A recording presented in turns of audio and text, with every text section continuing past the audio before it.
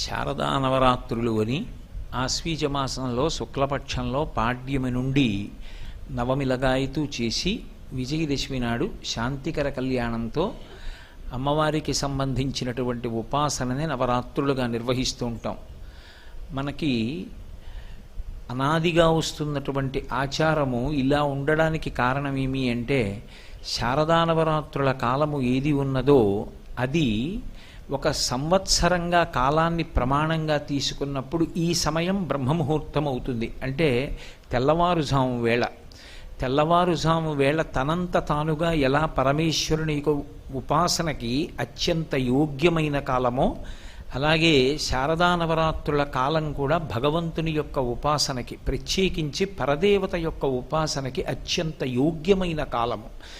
ఎందుచేత అంటే శక్తి తమోగుణ రజోగుణాల వైపుకి వెళ్ళిపోయినట్టయితే దాని వలన మనిషి అభ్యున్నతి పథంలో నడవలేడు. తమోగుణ రజోగుణాల వైపుకి వెళ్లకుండా సత్వగుణం వైపుకి ప్రయాణం చేస్తే మనుష్య జన్మ యొక్క సార్థక్యాన్ని పొందడానికి అవకాశం ఉంటుంది. మనిషి జన్మ యొక్క ప్రధాన ప్రయోజనం ఏమి అంటే భగవంతుణ్ణి పొందడమే. అలా భగవంతుణ్ణి పొందుట లేదా పొందడానికి కావలసినటువంటి జన్మ పరంపర తరిగిపోవుట, చాలా జన్మలు ఎత్తవలసిన అవసరం లేకుండా కనీసం జన్మల సంఖ్య తక్కువ కావాలి అంటే ఆ ఉపాసనలో భగవంతుడు మనకి ఏ శక్తినిచ్చాడో ఆ శక్తి సత్వగుణంతో ఉపయోగపడాలి అంటే దానికి ప్రారంభంలో అమ్మవారి యొక్క ఉపాసన చేత రజోగుణ తమోగుణాలు నశిస్తాయి అని. అందుకే ఆవిడ మహిషాసుర మర్దనం చేస్తుంది. అటువంటి తల్లిని ఈ కాలమునందు ఉపాసన చేస్తే ఆవిడ యొక్క అనుగ్రహం విశేషంగా ప్రసరించేటటువంటి కాలం ఈ కాలము. ఎందుచేత అంటే మళ్ళీ అంటున్నాను ఇంకొకసారి, ఒక రోజులో తెల్లవారుజాము కాలం ఎలా భగవదుపాసనకి అత్యంత యోగ్యమైన కాలమో, కాలంలో సంవత్సరాన్ని ఒక ప్రమాణంగా తీసుకున్నప్పుడు, ఒక రోజుగా భావన చేసినప్పుడు తెల్లవారుజాము కాలం లాంటిదే శారదా నవరాత్రుల కాలం. అందుకే అది ఉపాసనకి అత్యంత యోగ్యమైన కాలం. భగవతి అపారమైనటువంటి కరుణామయి, రెండు అపారమైనటువంటి శక్తివంతురాలు. మీరు ఏ శక్తి పేరు చెప్పండి, ఆ శక్తులన్నీ ఏదో ఒక శక్తిలోంచి ఉత్పన్నమై ఉంటాయి. దానిని ఆదిశక్తి అని పిలుస్తారు.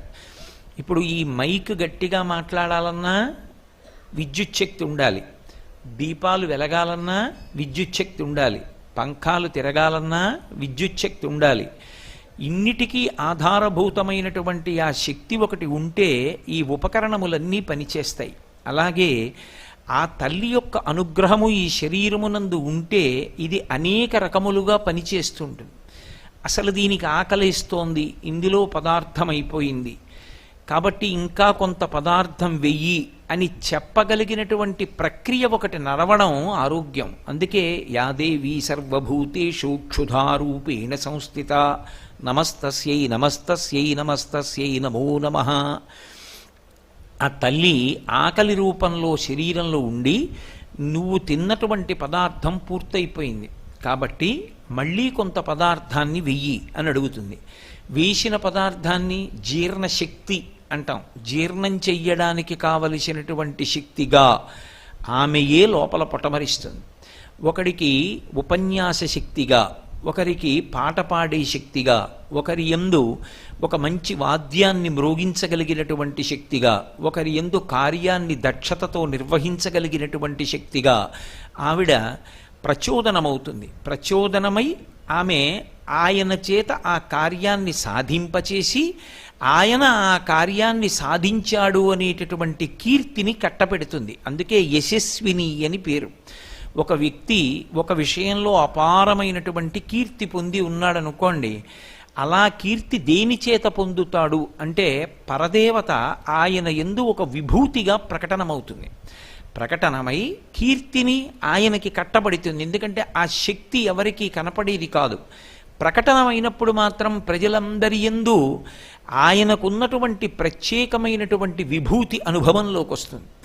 ఒక నేదునూరి కృష్ణమూర్తి గారు వచ్చి ఒక అద్భుతమైన కచేరీ నిర్వహించారనుకోండి, మహానుభావుడు ఎన్ని సంవత్సరాలు సాధన చేస్తే ఇంత గొప్ప సంగీత విద్య నేర్చుకున్నాడు అని ఆయన నడిచి వెడుతూ ఉంటే మనందరం వంగి నమస్కారం చేస్తాం. ఆయన పేరు తలుచుకుంటే నమస్కారం చేస్తాం. ఇటువంటి విభూతిగా ఆయన యందు ప్రకటనమై నేదునూరి కృష్ణమూర్తి గారు అన్న పేరు వినపడేటప్పటికీ గొప్ప సంగీత విద్వాంసుడు. ఎంత సంగీత విద్వాంసుడో అటువంటి వైదికమైనటువంటి జీవన విధానం ఉన్నవారు అని మనం గౌరవించేటట్టు, ఆయన ఆ గౌరవం పొందడానికి అర్హుడైన వాడిగా ఉండేటట్టు నిలబెట్టగలిగినటువంటి శక్తి రూపిణి అమ్మవారు. ఆవిడ ఇది ఎందుకు చేస్తుంది అంటే ఒక ప్రతిఫలాన్ని ఆశించి కానీ, లేదా ఇలా నేను చెయ్యాలి అలా చేయకపోతే ఎలాగా అని కానీ కాదు. ఆవిడ రాశీభూతమైనటువంటి కారుణ్యం. అలాంటి శక్తి ఒకటి ఉన్నది అని తెలుసుకుని నమస్కారం చేస్తే చాలు, ఆవిడ ప్రసన్నురాలైపోతుంది. అసలు ఆ నమస్కారం మాత్రం ఎందుకు చేయాలండి? చేయకుండానే ఆవిడ ప్రసన్నురాలు కావచ్చుగా. అంటే మనుష్య జన్మకి బుద్ధి ఒకటి ఇచ్చాడుగా ఈశ్వరుడు. బుద్ధి చేత శాస్త్రాన్ని గురువుని గ్రహించాలిగా. అప్పుడు ఆ గ్రహణ శక్తి లేకపోతే, అలా బుద్ధిని వాడుకోవడం చేత కాకపోతే భగవంతుడిచ్చినటువంటి బుద్ధిని దేని కొరకు ఉపయోగించినట్టు? అందుకే మిగిలినటువంటి ప్రాణులకు మనుష్యుడికి ఉపాసనలో వచ్చే తేడా, మిగిలిన వాటికి ఉపాసన అన్నమాట అన్వయమే అవదు. ప్రధానమైనటువంటి వ్యత్యాసము జీవన విధానంలో ఎక్కడొస్తుంది అంటే, మనుష్యుడు తన యొక్క బుద్ధి చేత శ్రద్ధని అలవాటు చేసుకుని, మన కంటికి కనపడకపోయినా ఏదో ఒక గొప్ప శక్తి ఒకటి ఉంది, ఆ శక్తి వీటన్నిటినీ కదుపుతోంది. ఇలా ఆ కదలికలు లేకపోవడమే శవమైపోవడం, ఆ కదలికలన్నీ కలిగి ఉండడమే శివం. ఈ భూమి కదులుతోంది కాబట్టి ప్రాణిజాతం నిలబడింది, భూమి తన చుట్టూ తాను తిరుగుతూ. సూర్యుడు తిరుగుతున్నాడు కాబట్టి ఈ ప్రాణిజాతమంతా నిలబడింది. పుట్టినటువంటి ప్రాణులు పెరుగుతున్నాయి కాబట్టి ఉపయుక్తమవుతున్నాయి. మళ్ళీ ప్రాణులు పడిపోతున్నాయి కాబట్టి కొత్త ప్రాణులు పుడితే ఈ భూమి మీద అవకాశం కలుగుతోంది. ఈ కదలికలను, ఈ పరిణామములను తీసుకున్నటువంటి శక్తి, తీసుకొస్తున్నటువంటి శక్తి వేరొకటి ఉంది.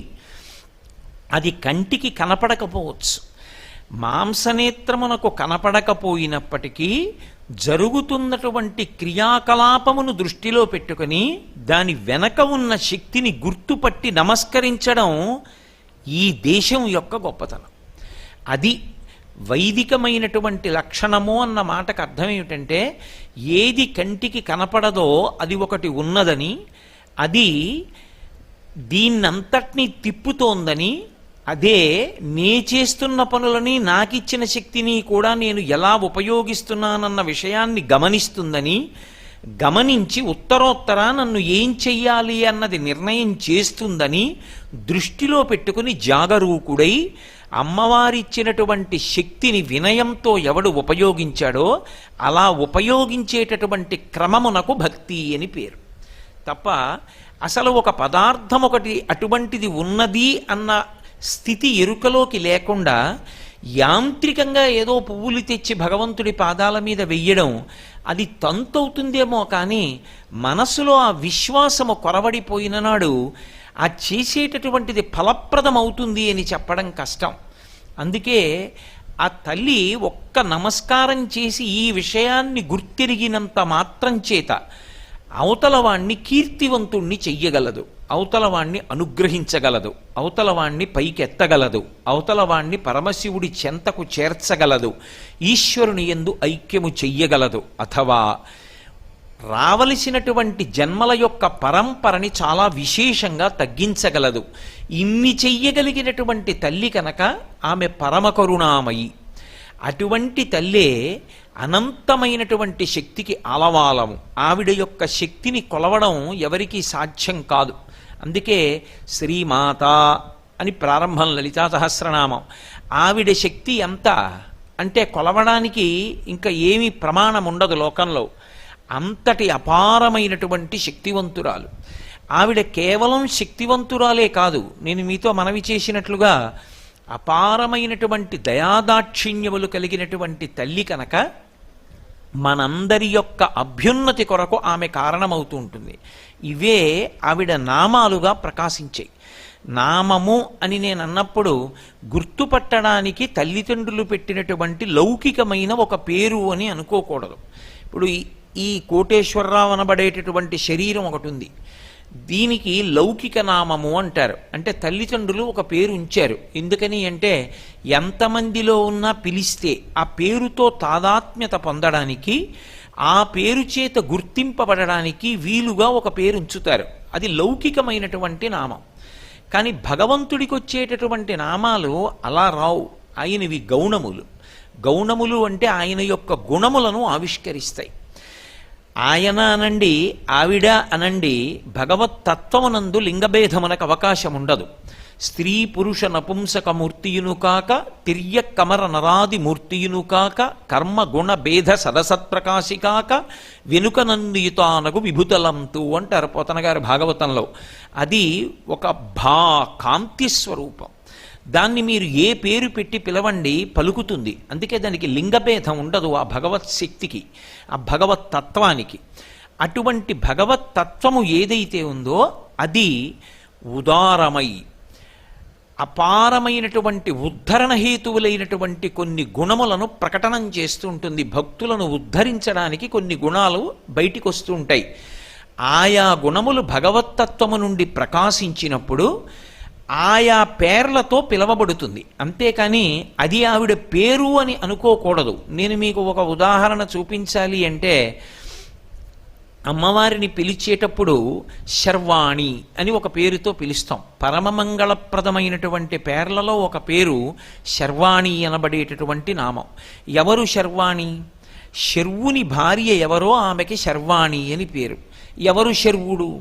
శర్వుడు అన్న మాట విష్ణు సహస్రనామ స్తోత్రంలోనూ ఉంటుంది, పరమశివుడికి ఉంటుంది. శివుని యొక్క అష్టమూర్తి తత్వంలో శర్వ అని ఒక నామం. భవాయ దేవాయ నమః, ఈశానాయ దేవాయ నమః, పశుపతయే దేవాయ నమః, రుద్రాయ దేవాయ నమః, ఉగ్రాయ దేవాయ నమః, భీమాయ దేవాయ నమః, మహతే దేవాయ నమః, శర్వాయ దేవాయ నమః అని క్షితిస్వరూపుడై ఉంటాడు.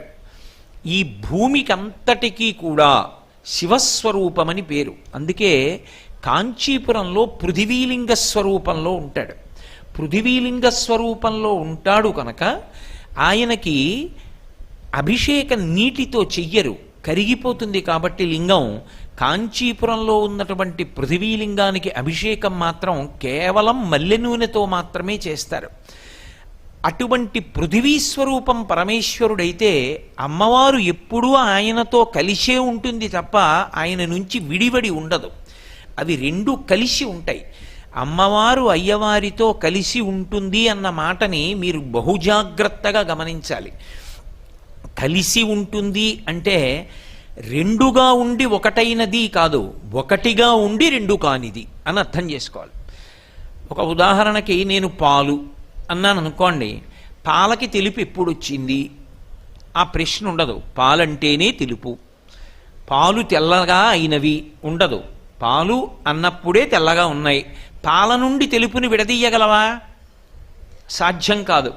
దీపము, దీపములకు కాంతి ఎప్పుడు వచ్చింది? ఆ ప్రశ్న ఉండదు. దీపము అన్నప్పుడే అగ్ని శిఖ కాంతి కలిసి ఉన్నాయి. ఇప్పుడు దీపము నుండి కాంతిని వేరు చెయ్యగలవా? చెయ్యలేవు. వజ్రము అని నేను అన్నాను అనుకోండి, వజ్రము యొక్క కాఠిన్యము, ఈ రెండు వేరువేరు కావు. వజ్రము కాఠిన్యాన్ని ఎప్పుడో సంతరించుకోవడం కాదు. వజ్రం ఎప్పుడుందో కాఠిన్యం అప్పుడే ఉంది. వజ్రము నుండి వజ్రము యొక్క కాఠిన్యాన్ని వేరు చేయగలవా? చేయలేవు. వజ్రం వజ్రేన భిన్నయేత్, వజ్రము చేతనే బదలవుతుంది. కాబట్టి అవి రెండూ ఎప్పుడూ కలిసి ఉంటాయి. అలా కలిసి ఉంటేనే లోకమునకు ఉపయోగము, లేకపోతే దానికి ఉపయోగం ఉండదు. దానినే శివశక్తులు కలిసి ఉండుట అని పిలుస్తారు. మీకు ఇంకా బాగా అర్థమయ్యేటట్టు చెప్పాలి అంటే అవి రెండూ ఎప్పుడు కలిశాయన్న మాట రాదు. రెండుగా ఉండి ఒకటి కానిది, ఒకటి రెండుగా చేయబడనిది. ఇంకొకలా మాట్లాడాలంటే అసలు అలా రెండూ కలిసి ఉండకపోతే ఉపయోగము కానిది. అది శివం. ఒక కారు ఉంది, దానికి హార్స్ పవర్ లేదు, అది పరిగెత్తదు. ఏమిటి ఉపయోగం? ఇప్పుడు దాన్ని కారు అని ఎవరన్నా పిలుస్తారా? దాన్ని ఎవరన్నా వాడుకుంటారా? అది పేరుకి కారు, అది ఎందుకు పనికిరాదండి అంటారు. ఆ వస్తువునకు ప్రయోజనము దానికి ఉండవలసినటువంటి శక్తితో కలిసి ఉంటే, అందుకనే హార్స్ పవర్ అంటాడు, ఆశ్విక శక్తి. ఆ కారు యొక్క పరిగెత్తగలిగిన శక్తి, కారు అభిన్నము, రెండూ ఒకటే. కారు నుండి పరిగెత్తే శక్తి నువ్వు బయటికి రా అంటే రాదు. కోటేశ్వరరావు యొక్క ప్రవచన శక్తి అభేదం, రెండూ కలిసే ఉంటాయి. కోటేశ్వరరావు ఇక్కడికి రాకుండా కోటేశ్వరరావు ప్రవచన శక్తిని పంపిస్తానడం సాధ్యం కాదు. ఆయన వస్తేనే ఆయన ప్రవచన శక్తి ఆయనతో వస్తుంది. అందుకే అవి రెండూ కలిసి ఉండి ఉపయుక్తములవుతూ ఉంటాయి తప్ప అసలు అవి రెండుగా ఉండి ఒకటి కానివి, ఒకటై ఉండి రెండుగా చేయబడనివి, రెండు కలిసి ఎప్పుడూ ఒకటిగా ఉండి ఉపయుక్తమైనవి అవి శివశక్తులు. ఇప్పుడు అటువంటిది కాబట్టే మళ్ళీ కలిసిపోయినప్పుడు ఇక శివశక్తులని రెండు ఉండవు, శివా అయిపోతుంది. శివ పరమశివుడు, శివా అమ్మవారు. ఇంకా మళ్ళీ వేరు పేరు ఉండదు, ఆ పేరులో దీర్ఘం చేతనే ఇద్దరు కలిసిపోయి ఉండిపోతారంతే. అలా ఉంటేనే ఉపయుక్తము. ఇప్పుడు నేను శర్వ క్షితిస్వరూపుడైనటువంటి పరమశివుడు అన్నాను అనుకోండి, అమ్మవారు అందులో ఎక్కడుందండి అని ప్రత్యేకం పేరు ఉండదు. శర్వాణి, శర్వుని భార్య శర్వాణి. పరమశివుడు భూమిగా ఉన్నాడు అన్నప్పుడు పరమశివుడు భూమిగా ఏం చేశాడో అదే అమ్మవారు. లేదు ఇంకా మీకు బాగా అర్థమయ్యేట్టు చెప్పాలంటే కారు యొక్క పరిగెత్తగలిగిన శక్తి, అమ్మవారిని శక్తిగా చెప్తాం కాబట్టి ఈ భూమిగా ఉందనుకోండి, ఈ భూమి ఉంటే ఏమిటి ప్రయోజనాలు, ఈ భూమి ఉంటే ఏవి ప్రయోజనాలు అని చెప్పబడతాయో అవన్నీ అమ్మవారు. ఇది ఋషి యొక్క దర్శనం, ఇది భారతీయ దర్శనము అని పిలుస్తారు. భారతీయ దృక్పథంలో ఏం చేస్తారంటే దీన్ని విజ్ఞాన శాస్త్రము చేత వేరు చేసి ఇలా ఈ శక్తి తనంత తాను ఉంది తప్ప దీనికి వెనక ఎవరో లేరని అనరు. ఉన్నాడు, వాడు మాంసనేత్రమునకు కనపడడు.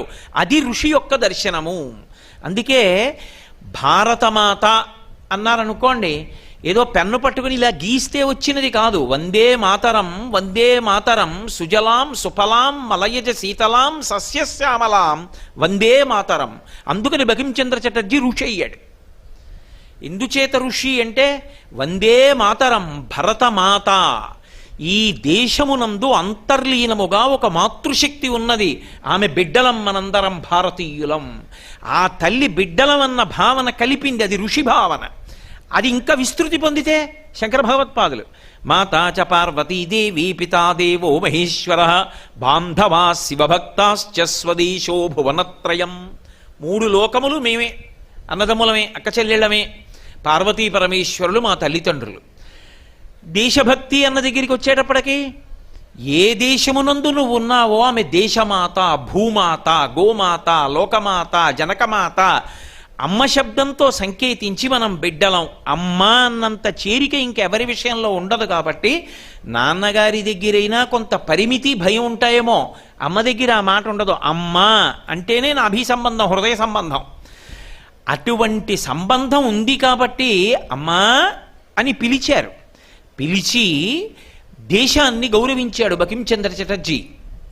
అలా భూమి అంటే భూమికి ఏ శక్తులున్నాయో ఆ శక్తుల్ని కేవలంగా ఏదో పదార్థ శక్తిగా మాత్రమే గుర్తించకుండా అవి పరదేవత యొక్క అనుగ్రహములు అని, ఈ మాంసనేత్రమునకు ఏవి కనపడతాయో అవి కాకుండా ఇంకా అసలు నేత్రమునకు కనపడనివి, ఋషికి మాత్రమే భగవంతుని యొక్క అనుగ్రహము చేత సమాధి స్థితి యందు వినబడినవి మంత్రరూపంలో వేదంలో ఋషులు ఇచ్చారు. అది తాత్విక దర్శనం అంటే. ఆ దర్శనం ఒక్క భారతదేశంలో ఋషులు మాత్రమే చేశారు. అందుకే ఋషికి ప్రత్యేకం తర్పణం. ఈ దేశంలో వాళ్ళు ఒకవేళ మనుష్య సంతతిగానే జన్మించినప్పటికీ ఆయన ఋషి, ఆయనకి తర్పణం ఉంటుంది. ఋషి తర్పణము అని చెప్పి ఋషికి తర్పణం ఇస్తారు. వ్యాస భగవానుడి పేరు చెప్పి ప్రారంభంలో తర్పణం ఇస్తారు. ఎందుకని అంటే ఋషి దార్శనికుడు. భగవంతుడు చెప్పిన మాటలు, వేదమంత్రాలు ఎవరు వ్రాయలేదు, ఆయన సమాధిలో ఉండగా ఆయనకి వినపడ్డాయి ఋషికి. ఎవరు విన్నాడో ఆయన ఏం చేశాడంటే శృతి, తన చెవితో స్వరంతో వినపడిన మంత్రాన్ని తన శిష్యుడికి చెప్పాడు. పరంపరాగతంగా పుస్తకం యొక్క ఆధారం అవసరం లేకుండా చెవిని ఆధారం చేసుకుని స్వరప్రోక్తంగా వేదమంత్రాలు ప్రమాణములుగా నిలబడ్డాయి.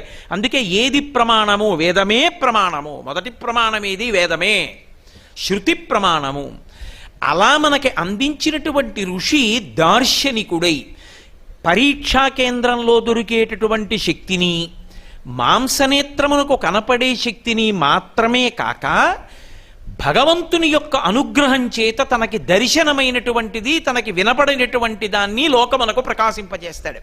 మీకు ఇంకా బాగా అర్థం కావాలంటే, ఒక విత్తనాన్ని తీసుకొచ్చి నేను గాలిలో దారం కట్టి వేలాడదీశాను అనుకోండి, వర్షం పడింది, సూర్యరశ్మి పడింది, అది మొలకలెత్తుతుందా?